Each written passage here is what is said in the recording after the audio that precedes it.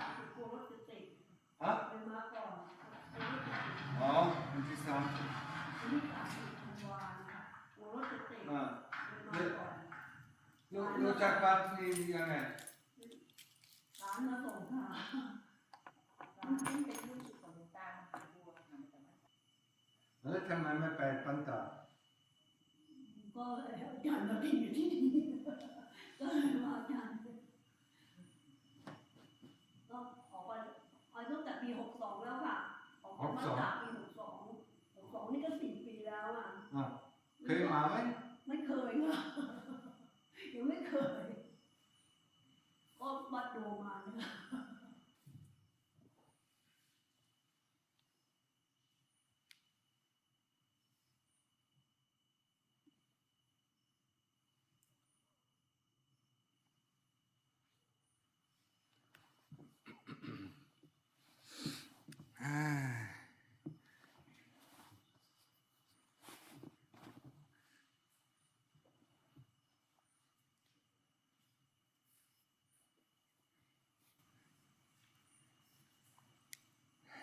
แล้วจะอยู่นานไหม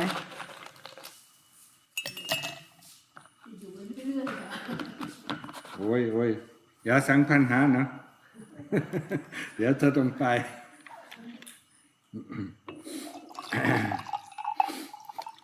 ไม่คุยเลยค่ะก็มานั่งภาวนาเดียวเดินชนกรมนั่งภาวนาก็คนที่ไม่สั่งปัญหานะทีนี้ก็ไม่มีครอบครัวไม่ต้องทำอาหารการกินใช่ไหมเหลือแต่ภาวนาอันเดียวเดินจงกรมนั่งสมาธินะเหมือนสมัยก่อนที่ปันตา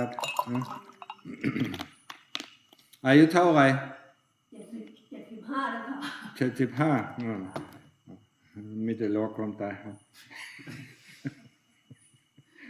กูไม่ใช่เดือนก็80แล้วนะใช่ไหมไม่ใช่เดือนตื่นหรือยังไม่ตื่นอ่ะฮะยังไม่ตื่น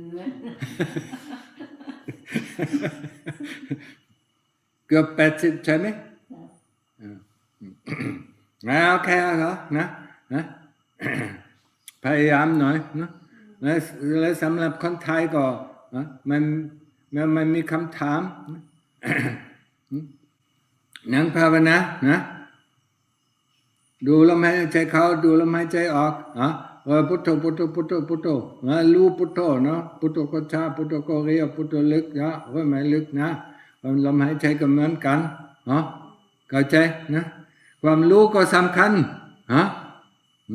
หลวงตาใช่ผู้รู้นะหลวงตาเคยพูดนะไม่รู้ไม่ได้ก็รู้ทุกครั้งนะทุกที่นะก็กำลังทำอะไรนะแล้วมีผลอะไรบ้างนะพูดอะไรแล้วพูดทำไมแล้วมีผลอะไร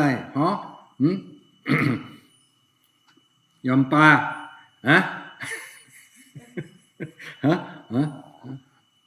เขากราบเจ้าค่ะหลวงพ่อค่ะไม่มีความรู้สึกว่าเหมือนขึ้นน้อยจะตายเร็วๆนี้เจ้าค่ะตายเร็วๆก็บางที่ก็ไม่สองอย่างที่ตายแต่ร่างกายกับบางที่ก็ตายที่ตัวเองไม่มันเป็นสภาวะจิตหรือว่ามันเป็นเซนส์เจ้าค่ะก็เป็นความโลภความโลภของกิเลสนะโลภลวงเราแต่บางที่ก็ดีนะเมื่อคิดว่าจะตายเร็วขนาดนี้นะก็ต้องพยายามหน่อยเจ้าค่ะก็น้อยก็คิดว่าตายจริงๆก็ขอให้ตายอยู่กับพุทโธต้องตายอยู่กับพุทโธนะนี่ที่สำคัญนะบางที่ก็ทำให้เรานะมันเดินใช่นะมันเป็นไปได้บางทีก็กิเลสก็บอกเดี๋ยวนี้พักผ่อนนะมันไม่ดีนะพักผ่อนอะไรพักผ่อนกิเลสนะกิเลสอยากพักผ่อนนะแล้วยามฝนก็มีคำถามไหมไม่มีก็มีสองอย่างนะทำให้ใจสงบถึงไม่มีความคิดขึ้นมาถึงไม่มีความจำขึ้นมายามวันทำไมยังคิดอยู่คิดหน้าคิดหลังคิดเรื่องอนาคตคิดเรื่องอดีต มันจะมีประโยชน์อะไรความคิดแบบนี้ฮะยมป่าก็เหมือนกันนะมันทำไมต้องคิดเรื่องอนาคตนะแล้วทำไมไม่อยู่ในปัจจุบันฮะหยุดไม่ต้องสนใจฮะช่วงนี้ก็อยู่กับพุทโธหรือไม่อยู่กับพุทโธนี่เป็นภาวนาหรืออยู่กับลมหายใจหรือไม่อยู่กับลมหายใจฮะเมื่อพิจารณาร่างกายนะอยู่กับร่างกายหรืออยู่กับภาคร่างกายก็หรือไม่อยู่กับภาคร่างกายเมื่อไม่อยู่กับภาคร่างกายก็ต้องตึงกลับมาอยู่กับนะอยู่กับคนหรืออยู่กับผิวหนังหรืออยู่กับอะไรเส้นเอ็นหรืออะไรกระดูกอะไรก็ได้นะอย่าให้จิตออกยอมฟังก็เหมือนกันนะพิจารณาร่างกายกำลังดีขึ้นไหมดีขึ้นจ้ะค่ะดีขึ้นแต่ว่าพิจารณาช้ามากเลยช้าแบบแต่ไม่เป็นไรมันก็ช้าก็ไม่นะมันก็เป็นเหมือนการฝึกนะสมัยก่อนก็ฝึกเดินนะก็มันช้านะที่แบบอาจจะเป็นเพราะว่าโยมเพิ่งทำใหม่แล้วไม่ค่อยชำนาญก็เลยช้าก็ได้เรื่องนี้ก็ไม่เป็นไรนะมันการพิจารณาร่างกายถึงเห็นภาคนั้นที่พิจารณาดูบางทีก็ทำหนึ่งวนเดินไป3 ชั่วโมงวนไปวนมายังพิจารณายังไม่จบเลยช้ามากรู้สึกว่าไปช้ามากไม่เป็นไรไม่ต้องถามมันเป็นเรื่องปกติธรรมดาหลวงพ่อไม่เคยทำพิจารณาร่างกายนะก่อนไปปันถาดนะเมื่อไปปันถาดนะหลวงตาก็สอนในเรื่องพิจารณาร่างกายนะก้าวเดินถึงเห็นนิดหน่อย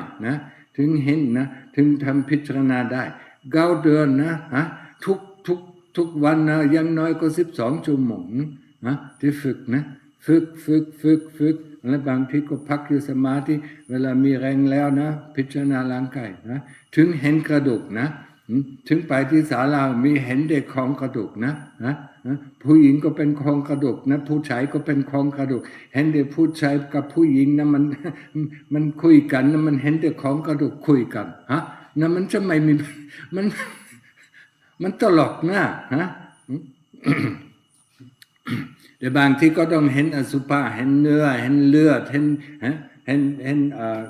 อะไรชื่ออะไรไม่เป็นไรเห็นอะไรนะที่ออกจากร่างกายนี่เห็นขี้เห็นสลายนะอันนั้นก็ออกนะโอเคเมื่อไม่มีคำถามนะมันฝรั่งปักศิดาก็มีเยอะนี่แล้วเนี่ยนะพุทโธนะครับผมไม่ใช่นอนไม่ใช่มาเพื่อนอนนะเดี๋ยวผีหลอกนะเข้าใจไหม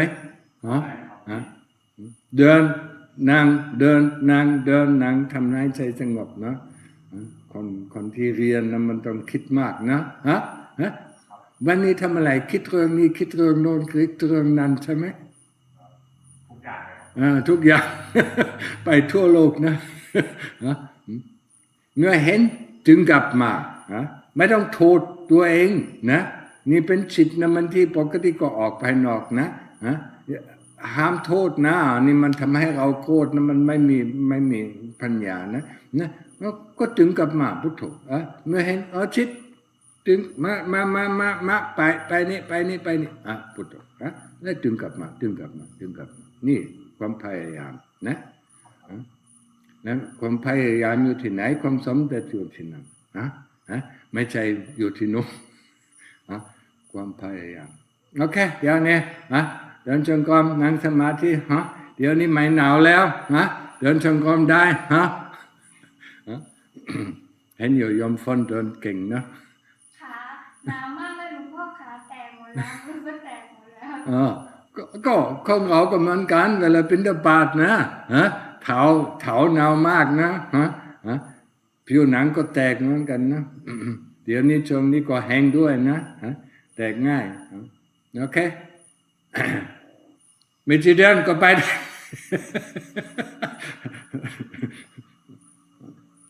หลวงพ่อบอกว่าไม่ให้ทำอาหารยมพวกมังม่าปลากระป๋องนี้ก็ทำขึ้นมาได้ ได้อยู่นี่ที่ง่ายๆนะมันต้องเข้าก็ไม่มีปัญหานะและที่มาที่เข้ามาก็จมก็ได้นะแต่อย่าทำเยอะไปนะนั่นมันเสียเวลานะและของเราต้องคิดเรื่องอาหารเดี๋ยวนี้ต้องทำมันนี้เดี๋ยวต้องนะเนี่ยมันสมาธิก็หายไปนะ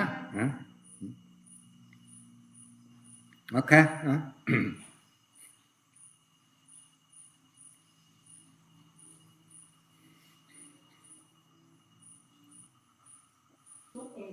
นะ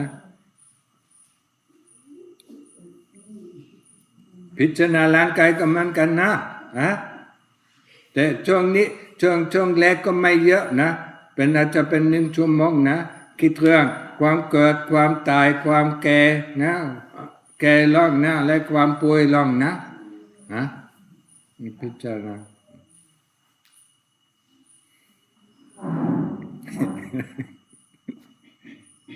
body David it's all about the body I mean it's so amazing I mean when we start meditating I mean we suddenly realize that we have a body and that the body gives us trouble all our life we just used it if it was there never thought about it much I mean we just put some gasoline in some oil and drive it and then now we sit for meditation and then we suddenly hey we have a body it hurts here it hurts there that's normal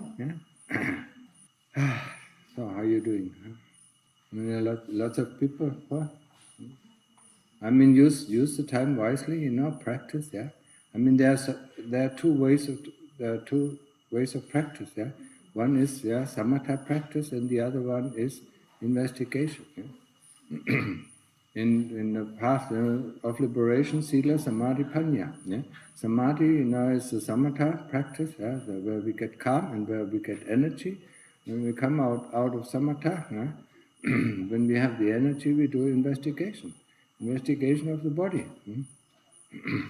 that develops investigation of the body develops wisdom panya that's what we need for liberation I talked often about the path of liberation especially the path to sotapanna it's not beyond our means but we need to put some effort in our practice our mind constantly going out we have to train it just like the Lord Buddha said the training of a war elephant he compared the training of a monk to the training of a war elephant anybody remembers Maybe Emily you remember that how is it first you catch this wild elephant and then what you do you put a rope around his neck and tie it to a pole that's samatha the elephant wants to go away and he runs out but I mean the rope is thick and the pole is strong so he cannot escape and that is our tying ourselves our mind to the Buddha or to anapanasati the same thing once the elephant realizes that it cannot escape it puts itself to rest that's when we enter samadhi but then how is the training going on does anybody remember the sutta then the soldiers come with spears and peeks the elephant so that he knows pain and that because he is the king's war elephant I mean he shouldn't be afraid of any spears he shouldn't be afraid of any wounds he shouldn't be afraid and so that the king can ride on the elephant and when he dies he just slowly goes down it doesn't go up wild like us that was I mean the Lord Buddha used it it's not mine I've never trained an elephant but I mean he came from the warrior class so I mean they had war elephants So he used this, as a similar for the training of a monk, or for somebody, who wants to reach the path to enlightenment. Remember that, it is, in the beginning, it is calm, it is nice, it is beautiful, and it gives us energy. But then, it gets really painful, think about it, when soldiers from all sides come and peek at us, and put the spears inside us, and then bleeds, and then the wound heals, that's not nice, But we have to resist it, So don't forget this, this part of practice, especially, the investigation for gaining wisdom, it is really tough. I still remember the training of Luang Dhamma boy, not literally, but he was stepping on our toes, and then looking at us and said, "Does it hurt?"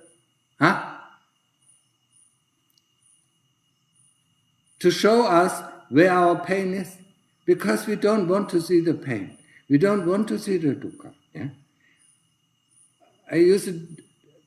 Let me use a different simile. Our skin is full of thorns. So if somebody else comes, and presses on the thorn, of course it hurts, doesn't it? But instead of ripping out the thorn, knowing where it sits, and then taking it out, that of course hurts as well. But then afterwards, the wound heals, and there's no more, and then he can press as much as he wants, or other people. When we live in the world, we're constantly, are bothered by this, constantly other people pressing our check in the box, and then it comes out, We defend ourselves. We defend ourselves. So the moment you try to defend, then there's something wrong. If somebody accuses you of something and your heart is completely free of it, you don't take any offense. But if it is true, then of course you defend it. No, I'm not like this. No, I'm not an a-hole. No, I'm not full of shit. No, I'm not stupid. We are constantly defend ourselves or what we think we are. And that is important for us to realize. The moment we get offended, that is something, we look at it. It is just like pressing on one of the thorns. So, we look at it. What did what was offended, or what is in pain, and then we remove that thorn, and the more thorns we remove, the freer we are, Then people come to us and calling us names, and we don't take any offense, But, this is hard, This is really tough, So, Lukta was constantly pointing out, where we still had pain, or where we still, had wrong view, because mostly it is wrong view, wrong view about what we think we are, or what we think how we are, or who we are, and what, and then somebody, we think, we are good, we are so gentle, and then somebody comes and tells us, no, you're the opposite, and then we take offense, and then we defend ourselves. No, I'm not like this. No, I'm not like this. No, I haven't done it like this. This is showing us as a good practitioner. The moment we start, to pulling up our defenses, what are we defending? Something that we want to destroy along the path, isn't it? Maybe you don't understand. No, I know. The path to the selflessness, the path to liberation is the path of getting rid of oneself. What did the Lord Buddha say? What did the Lord Buddha say? It is easier as a single person to fight a whole army, to fight oneself.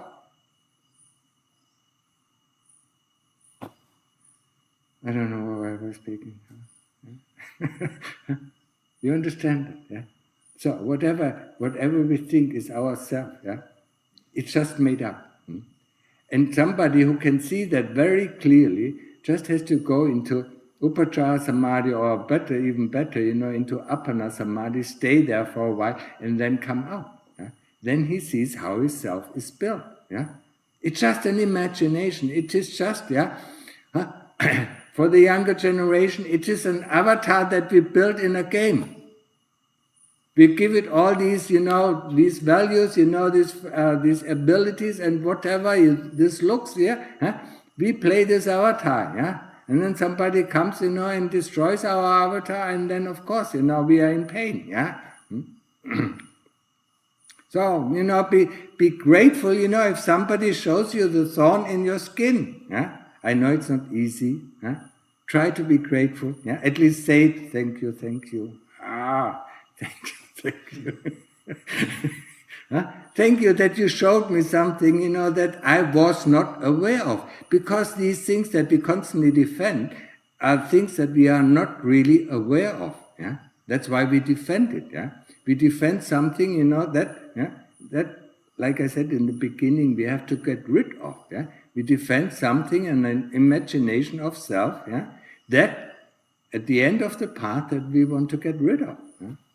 So why to defend it? Sometimes, people say something, that is true about us, and then we should just accept the truth, And maybe thank them, thank you for pointing this out.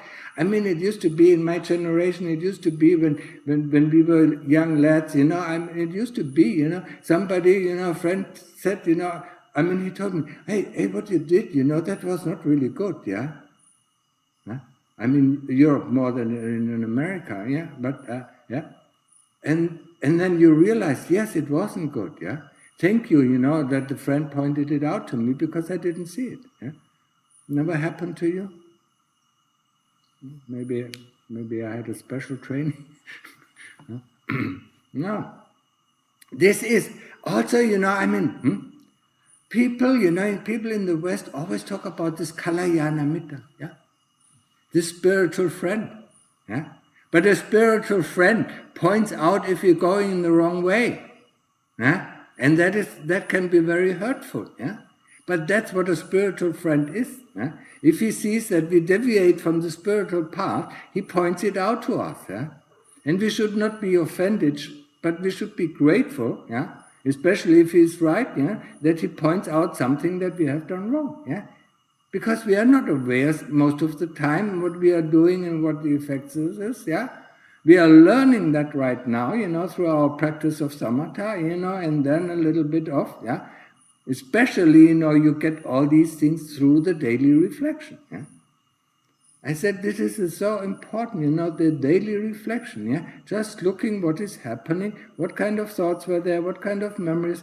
what kind of actions, And not judging what kind of action, if it was good or bad, Just let the heart see what kind of action it does, What kind of results it has, The heart is the one who lets go on its own accord, It's just like when I say, we constantly looking out, who causes us pain, But while the hand is on the fire, we look in the opposite direction. We always look outside, And then we see there a shadow, or we see there an animal, or we see there a person, And we always, say, oh, this is the cause for my dukkha. Now, with practice, we turn our head around, and see that the hand is on fire. Does anybody has to say, pull it out of the fire? No. You see it, the hand is on fire, you automatically pull it. That is the way. That's why in practice, we have to teach a heart. See what you are doing. And the daily reflection helps us. So we have to do it really daily, once a day, or for people who have a bad memory, twice a day, that is okay. until you get to the stage where you can really see it, like a film, rushing down. You see all these memories, you see all the action, you see all the words, and you see the results. Yeah, but that takes a lot of training. Yeah, but everything can be trained in this way. So remember, remember these things. Yeah, remember the training of the war elephant. Yeah, remember, the saying of the Lord Buddha. That as a single person, it's easier to fight a whole army. That's quite painful. Yeah, than to fight oneself. Yeah, and defending. Yeah, any action that you did, you defend. There's something wrong. Yeah, let a red alarm lamp go on, say, oh, there's something wrong. But what am I defending? I'm defending something that I want to get rid of. That's quite useless, Or it makes it even harder, to get rid of. And of course there is pain, and sometimes we cry, I remember the situations where I was crying, No matter, if my girlfriend cheated on me or if my colleagues, put me down, I was crying, because it really hurts, It hurts ourselves, what we think about what is self, What we think we are, what we think, what we imagine we are, But it's not, It's just imagination. And when you think about your life, from when you were 3 years old or 5 years old or 10 years old, yourself changes all the time. It changes over the last 20 years, for older people over the last 60 years. It does change the self. And then we don't have a problem with it. But we see it as something that is constant. And if we do some investigation, then we see it has changed. Our views have changed. Our opinions have changed. Whatever we are, can be changed. Has been changed. See it. This is just I just wanted to make this short reminder. Keep it in mind. So the next time you see yourself defending something, oh, wait a minute. What am I defending? Okay. So now you can ask. Now you can ask questions. Because that was the main point of today.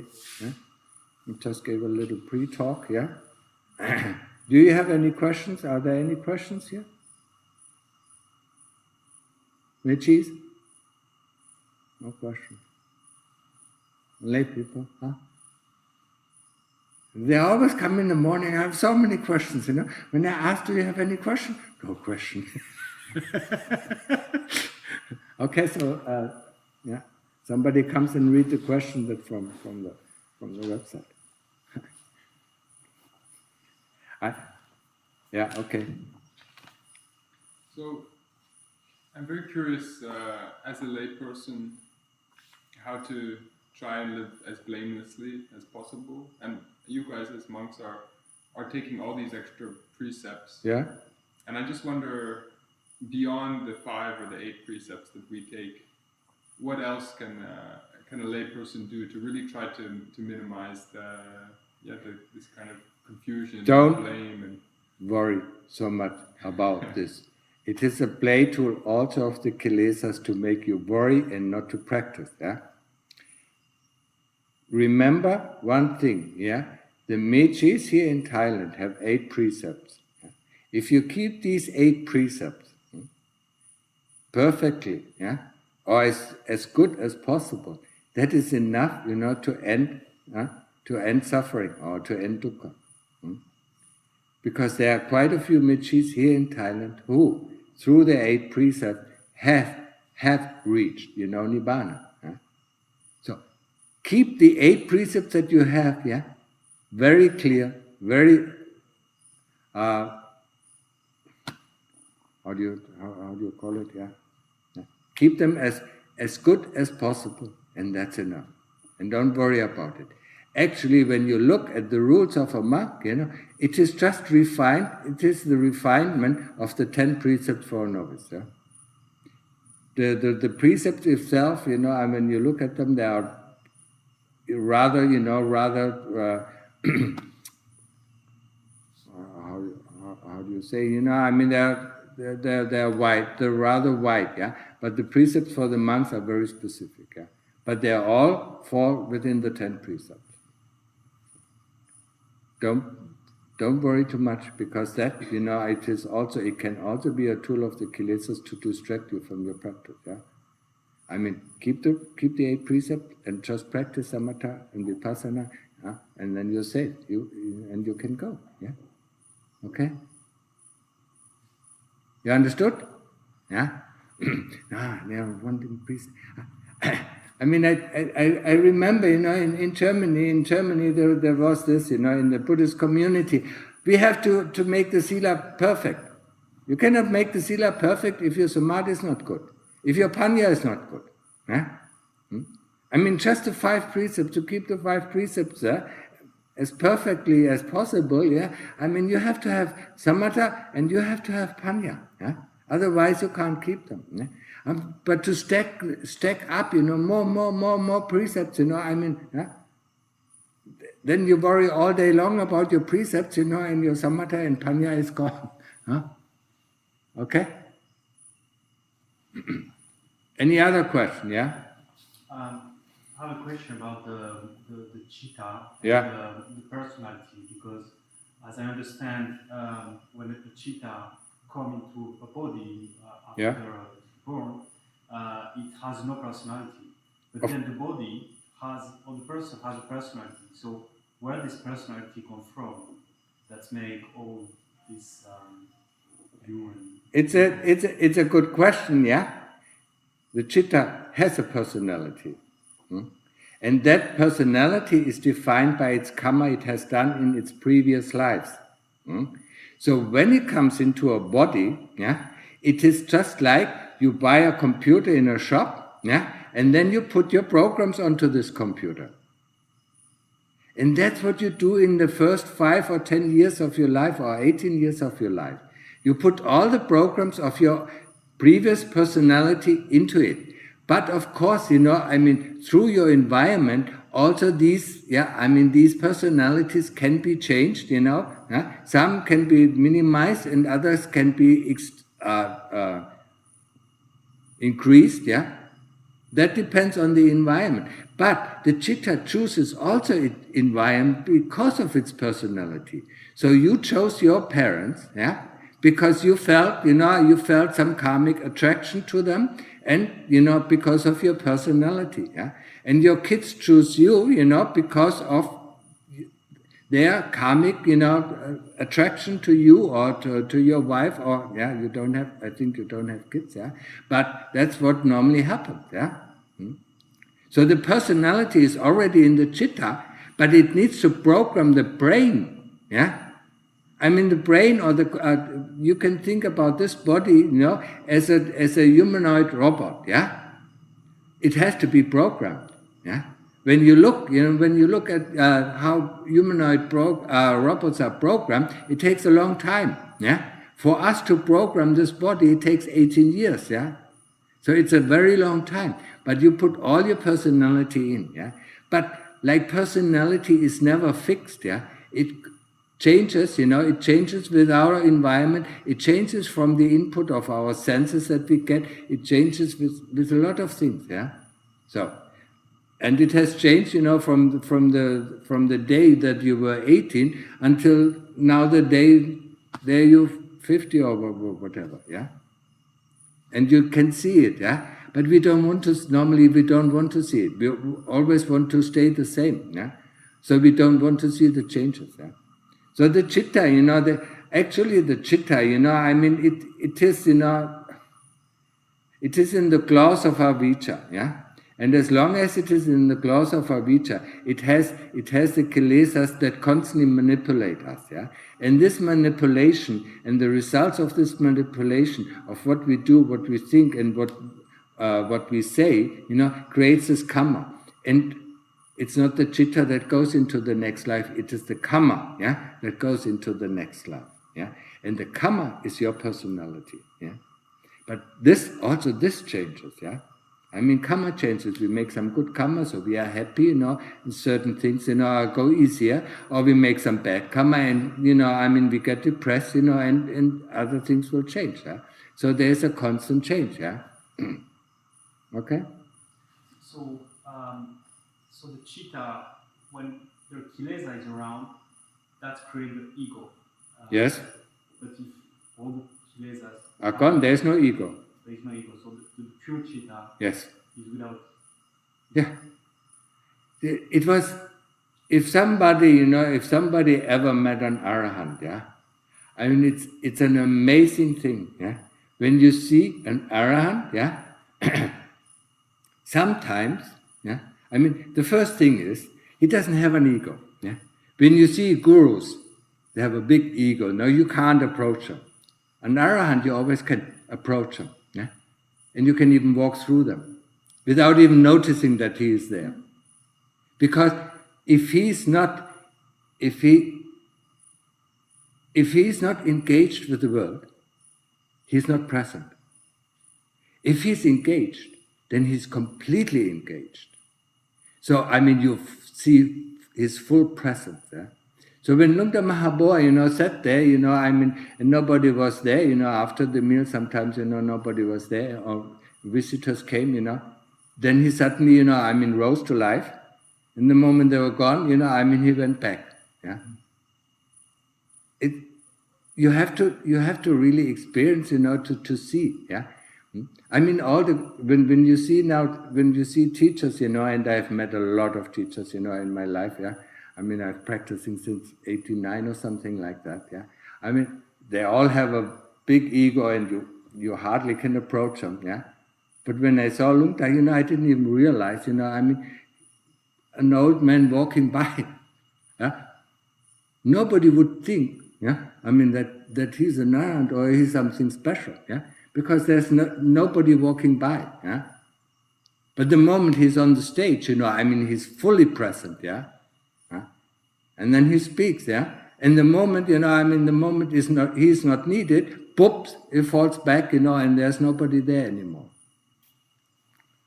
And to experience that, that was my, my good fortune, to live with an arahant for 15 years. But it's not the only arahant I met, Lumpoli I met also. It was the same thing, yeah. They are there and not there, yeah. The moment they are not needed, they are not there, yeah. But the moment they are needed, they are completely there. It's not with us, we are most of the time, if somebody talks to you, as a colleague, talks to you, you're half with him, or sometimes even, 25% with him, and 75%, you're with other things, yeah? Yeah? You're never there completely, fully, yeah? I noticed, this was one of my trainings when I was still a lay person and still working, yeah? When I did my daily reflection, I realized, this communication with my colleagues, it takes hours, and we never get to a point, yeah? And then I realized what I was doing wrong. Because I was still with my work, I didn't want them to interrupt my work, but they wanted something from me. So it will never, it took a long, long time. Yeah? Then I decided, okay, now,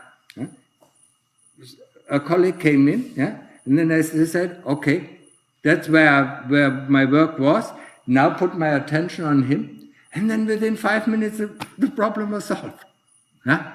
And before it took hours, discussing this, discussing that, and it has nothing to do with the topic at all. Yeah, it was not wanting to let go of one's work or what's one occupation that one had before one was gotten interrupted. Okay.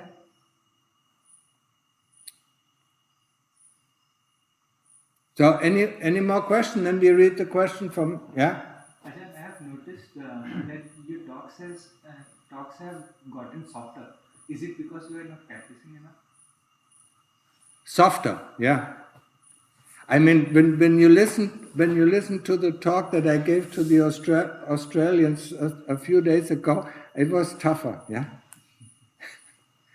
No, the problem is, you're so busy with your practice, that you have no really interest. The only thing why I speak or when I speak is that people are interested in the Dhamma.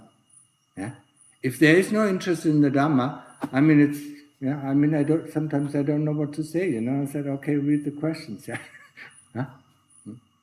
That is the whole thing. And it has become. I mean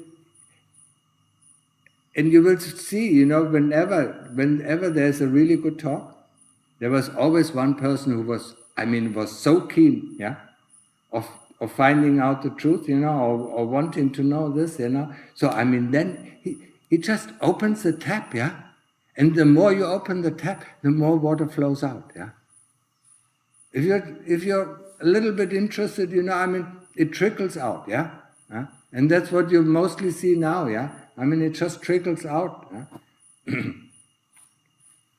So it depends on you, If you want a tough talk, I can give a tough talk, but you have to make either something very foolish, where I get angry, or you have to be really interested in something, in some aspects of the Dhamma, and that pulls it out.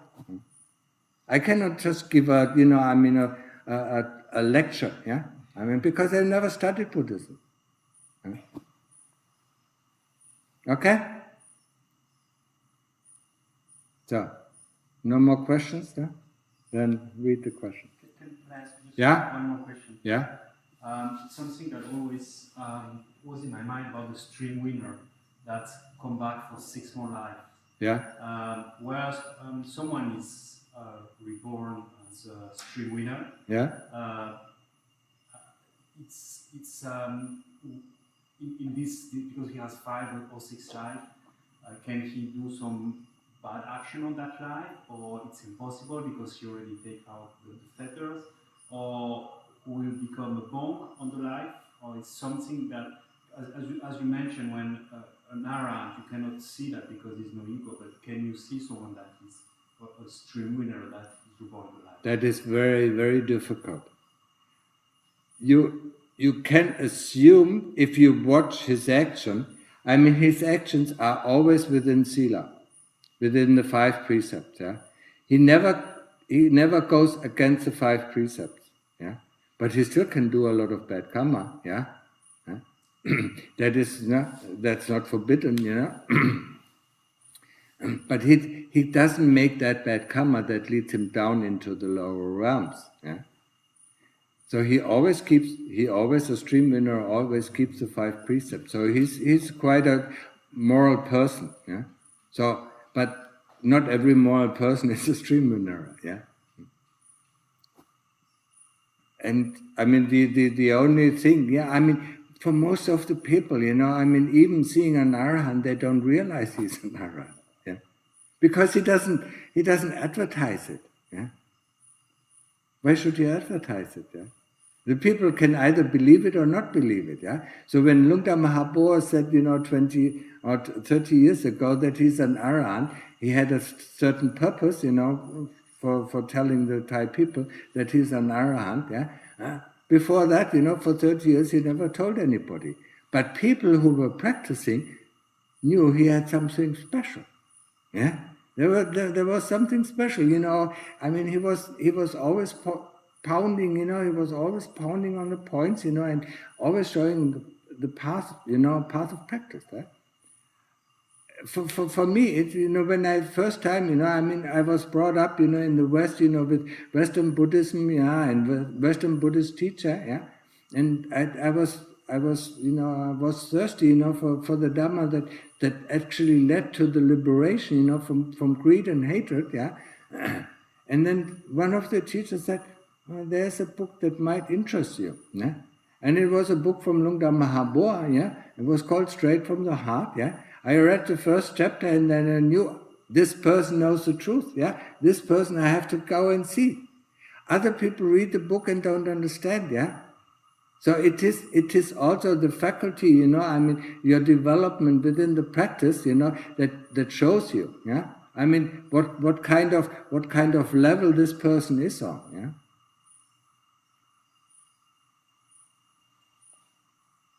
More? Okay, so if there is nothing more. No. So what kind of bad karma could you do if you don't break the 5 precepts?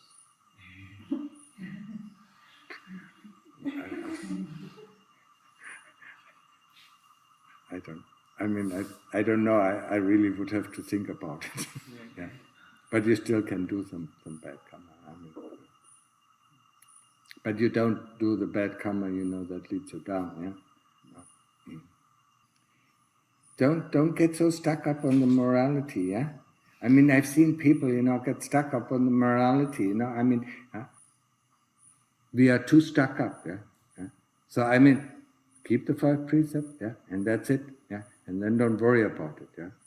We are worried about samatha and we worry about vipassana. Yeah? And that gives us a better insight. Understood? Yeah. He sounds like a German. Yeah? High on morality and look down on everybody.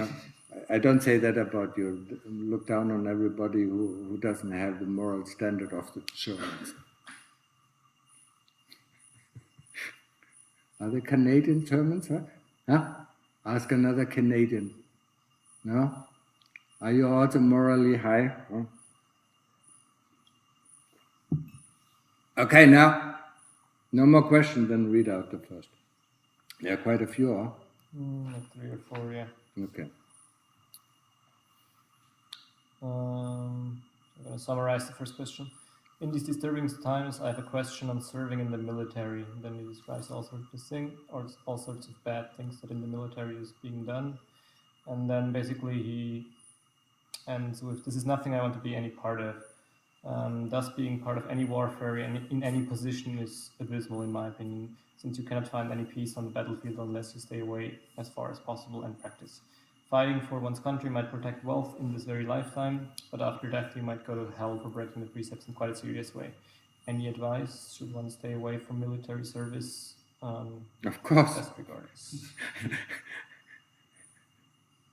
I would advise, to stay away. Yeah, not only from military service. Yeah, when I was looking, I had the military service because it was mandatory. Yeah, it taught me a lot. I was 2 years in the army. Yeah? Taught me a lot. And I saw a lot. Yeah, and, happily, wasn't involved in any war at that time. I was peaceful. But then, when I was finished with my study, I was making sure also not to work in the arms industry. Because I didn't want to produce weapons that kill other people. Yeah. So I wanted, so I ended up working in the health, in the health industry. That's probably nowadays not much better. But at that time it was still okay. No, I wasn't in the medical, I was more in the technical aspects, MRI and things like that, yeah. So, to stay away as far as possible, also from the industry, from the war industry, yeah. That, it upsets, it just upsets us, yeah. Who wants to get killed, who wants to get injured, nobody, yeah. So, okay, second. Any advice on Vedana and body sensitivity that tricks the nervous system into believing there is danger as we go deeper within? Thank you, Dhammatalk. Within what? That's it, within. I think he means like deeper samadhi. Deeper into samadhi, yeah. Yes. If he remembers when he was a small child, he was afraid to go to sleep, yeah. Because he didn't know if he was waking up the next day. So it is the same kind of fear. Yeah? When we actually, and it seems to be a real fear, yeah? When we actually go into samadhi, we are free from self. And the first time, hopefully it is accidentally, we go into there and we see the freedom, yeah? The freedom from self, yeah? And that gives us incentive, to overcome this fear. But if we have not accidentally dropped into samadhi, then it is rather difficult. So before you sit down and do samatha, yeah, and say whatever happens, yeah, I don't worry about what goes, yeah. I will stay with what is left. Yeah. So everything that can disappear, let it disappear, and stay with what is there. Yeah. That's the only advice I have. Yeah, and that's how you can overcome fear. But you have to tell yourself each time. Yeah, I mean, the closer you get to the stage where you drop into samadhi, I mean, this fear, and this fear is brought up from the kilesas. One has to realize this. Yeah? It's brought up by the kilesas. So it's nothing good, yeah? And it's nothing, protective of the body. Yeah? It's not even the fear that we, when we go out on the street that a car can, run over us, yeah? I mean, it is not realistic, yeah? It might not even protect us, yeah? It only, the only thing that protects us is sati. To be aware of what we are doing, yeah, why we are doing, and what is the result of our doing, yeah. If I am afraid, walking on the street and a car rushes down, and kills us, yeah, I mean, this fear is not useful, yeah.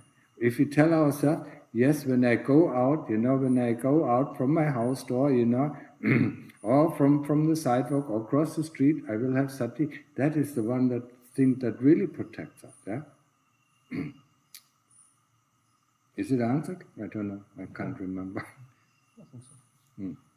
Good. Next question. I just returned from a Goenka meditation retreat and was not allowed to use Buddha as a concentration object with the theory that it is an artificial object and won't lead to the deeper understanding compared to Anapana. Why is it that with your teaching of Buddha it is completely acceptable and theirs not?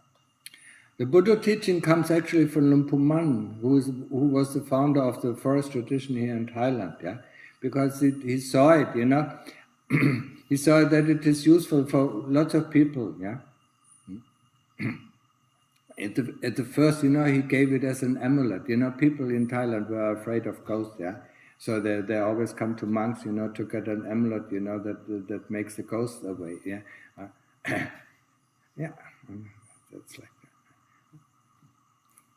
I don't know if in Singapore they are afraid of ghosts. Yeah?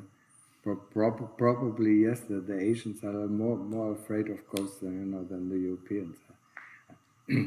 I always think I mean whenever in Europe we hear of a house that is haunted, we like to go there. but the Asians they go far away. Yeah? We want to see these things, When we know, this castle has a ghost, I mean, we want to have the experience, the rattling noise, when he goes through the wind, yeah. But the Asians are completely afraid, yeah. Where was I? Completely lost. Goenka retreat. I don't the Buddha, yeah. So I mean, Luang Pu Man gave the Buddha, yeah. So they wanted an amulet, something, some monks make an amulet, and then you put around, and then they are not afraid of ghosts. But the ghosts are not afraid of this amulet. So Luang Pu Man gave them Buddha, recite Buddha. If you recite Buddha, the ghosts will not be able to enter, and it's actually true. Yeah? If your mind is completely fixed on the Buddha, or be it Anapanasati, same, yeah. But they couldn't work. The farmers, I mean, Luang Pu Man taught the farmers, they couldn't work with Anapanasati, yeah. So I mean, he said Buddha is fine, yeah. I mean, use Buddha, yeah. So when he was walking Chongkrom in Chiang Mai, I mean, he probably did Anapanasati, I don't know, but so the locals, the local farmer looked, I mean, he's walking up and down, what is he looking for, yeah? So they asked him, what are you doing there? Yeah? Then he said, I lost my Buddha, I'm looking for my Buddha. Yeah? And that made the people interested. Yeah? Buddha. Can we help you search it? Yes, you can help me search it. Yeah? So, I mean, he used it as a means, yeah? There's nothing wrong with using the Buddha or Anapanasati. Both are one object, yeah. And the important thing is to concentrate on one object, yeah, and use that as your anchor. Yeah, you can use also Dhamma, or you can also Sangha. Yeah, the traditional teaching of Goenka, yes, they say this is not, that's not good. But you will have the same result, be it with Buddha or Anapanasati. You can go into Samadhi, or you can even go into deep Samadhi. So I mean, lot of pupils of Luang Pu Man use the Buddha meditation.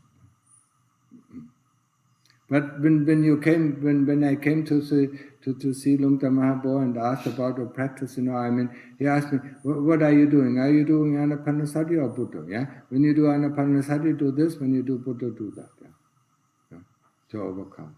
So I mean, it's the same thing. So you shouldn't worry about this. What other people say. Yeah? You should see. I mean, if the Buddha leads him to calm, that's it. Yeah.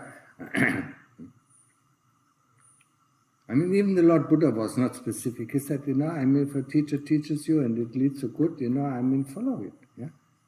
If you see that it doesn't lead to good, I mean, then skip it. Yeah. The Lord Buddha was much more open-minded than some of the teachers, especially in the West. Yeah, not so open-minded. I think. Okay. So next question. This is a bit broken English, so I'm not sure I even understand. Dear Ajahn Martin, I just came back from a meditation retreat and decided to intensify my practice at home. Today was the first day since I came back. I was focused all day long on Anapanasati, and in the evening some anger came at the surface and I became really in my mind and less focused on the work. Do you have advice for me, as you probably remember already face a lot this problem, while intensifying my practice, so I could still develop my meditation and still being able to do a good job at work? If you intensify your practice, and you push too much, be it the Anapanasati, push too much concentration or push too much Buddha, you are less likely to be aware. And if you understand my teaching, especially about sati, that in the beginning we get the Buddha rolling, or we get, the Anapanasati going, and then we observe the breath. We want to know at every moment how the breath is. If he does that, then he would see the thoughts before the anger, or the memories that come up before the anger, and then he could correct. Mostly it's his views, or his frustration, I mean, suddenly something comes up, this doesn't work, and then he gets frustrated, and then he does Buddha more, and he gets more frustrated, and then anger comes up. He doesn't see that. That means he has not developed his sati enough, yeah? The knowingness of the heart, the heart is the prime mover, or the chitta is the prime mover. I use them, chitta and heart, I mean, you can use them interdependently. Yeah? You can use them both. So the chitta is the prime mover. Before you have a thought, the intention comes from the chitta. Before you do a move, the intention comes from the chitta. Yeah? And I told you before, if you are interested, you could see that for yourself with your own eyes. Yeah. Before a thought, before a thought arises, there's an intention in the chitta. Then it moves the heart, so the heart goes up a little bit, the beat of the heart goes up, and the lungs, take on more air, more oxygen, and then it goes up to the brain, and then slowly the thought is formed.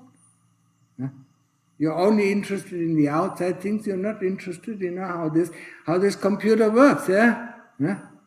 Let's take it apart, yeah?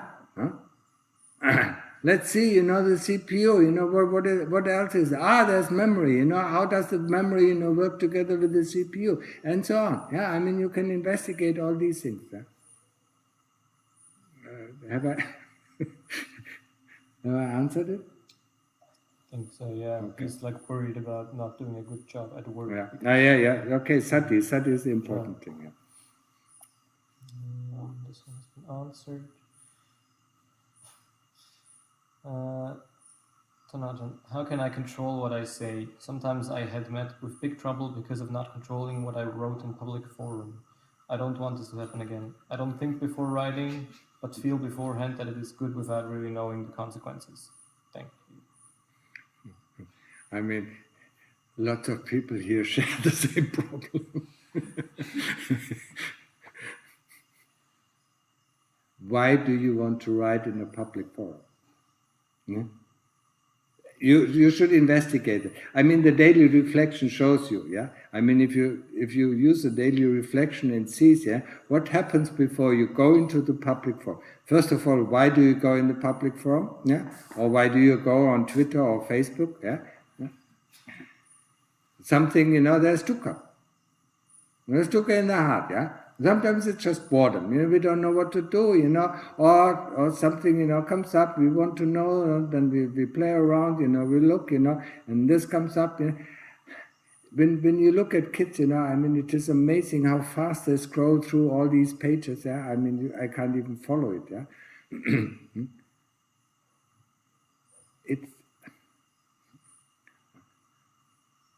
it's a tool of the devil. Yeah. Anyway, he should control it, yeah? Before he goes onto this forum, he should ask himself, what do I want from this forum? What can the forum give me what I don't have? Yeah? If he looks, for interesting things, then he should look inside, yeah? If he looks, for being connected with other people, I mean, where do you find connection with other people? Inside, yeah? So what do you want in this forum, yeah? And then, if you know what you want in this form, I mean, you can look it up, yeah, but then try to be aware, and it is very difficult. That's why, in the beginning, that's why I say, stay away from these things. Yeah? If you really want to develop your practice, stay away from all these,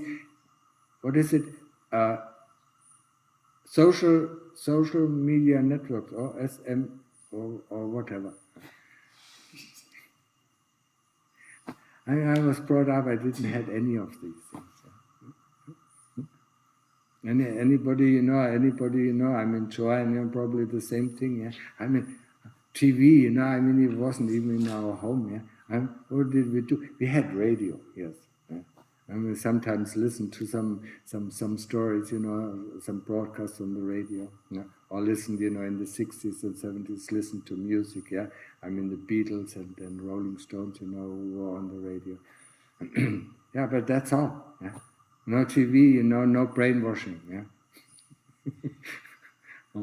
Yeah, we just went, we just created our own games. Yeah, we played. I mean, all the families, I mean, had at least 3 kids. 3, 4, 5, 6 kids. And they were all on the streets, and then we had balls. And then we created our own ball games. Yeah. Or we went in the woods, and we created our own stories, yeah?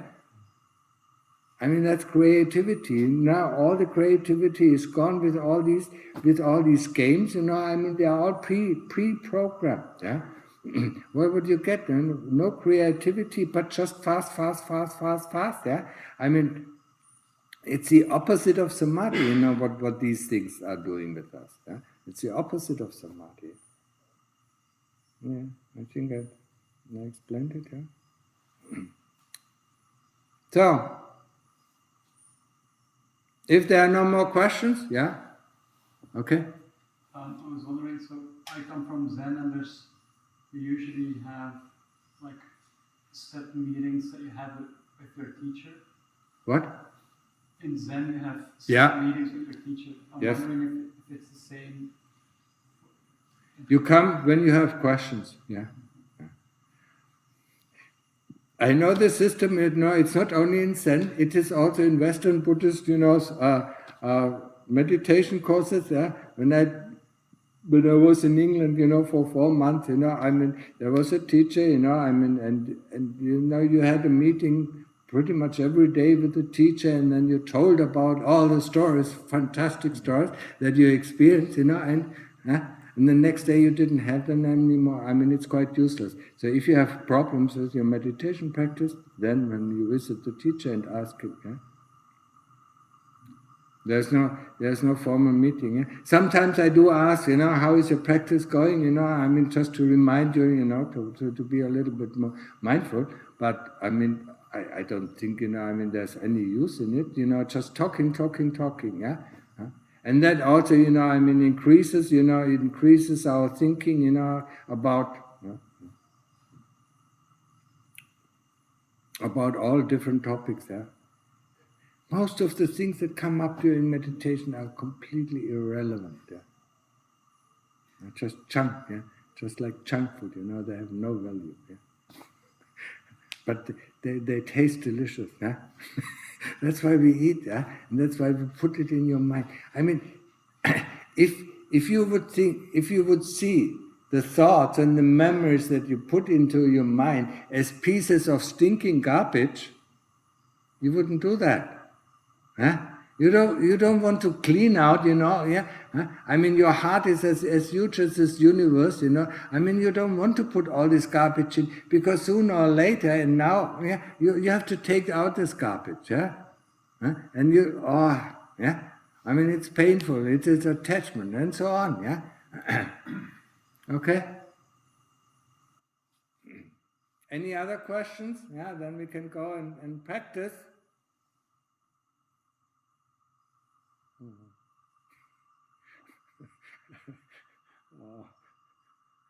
Do we have to practice again?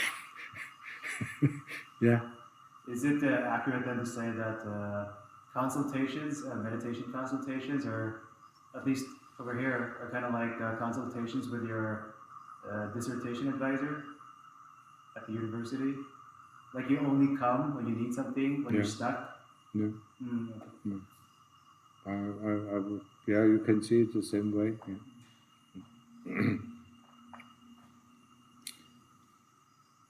Yeah, I came when I came back from Pudong, yeah, mostly, either I had a question, or yeah, or Lungta, my boy was asking, how was your Pudong, yeah, and then you said this and this happened, yeah. But you went only, during the normal stay in Pantat, you only went to see Lungta. I mean, he was already fierce, he was looking at what you want, yeah. I mean, you didn't want to come, close to him, yeah. So, I mean, but if you had a pressing questions, I mean, you didn't care, how fierce he looked, yeah. And sometimes, I mean, you couldn't just go up to his kuti, I mean, he was in his kuti, I mean, the door was closed, yeah. So you had to wait outside.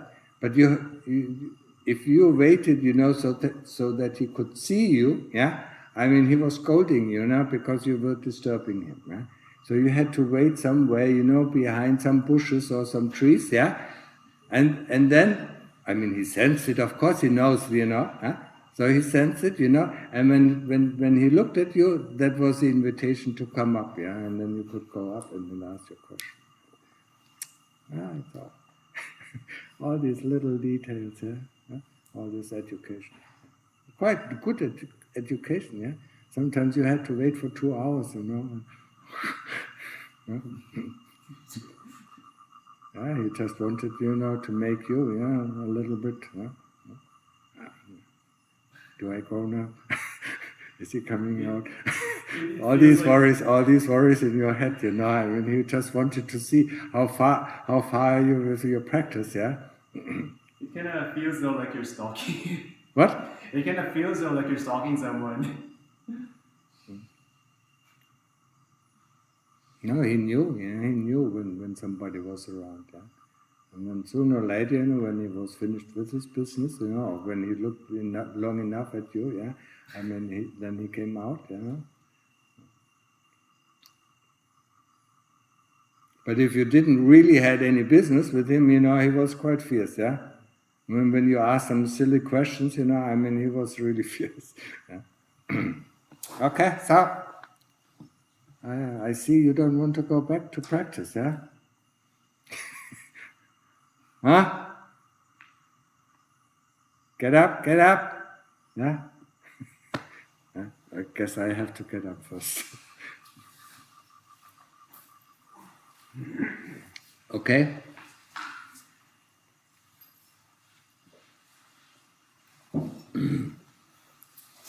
Our arm is full of thorns.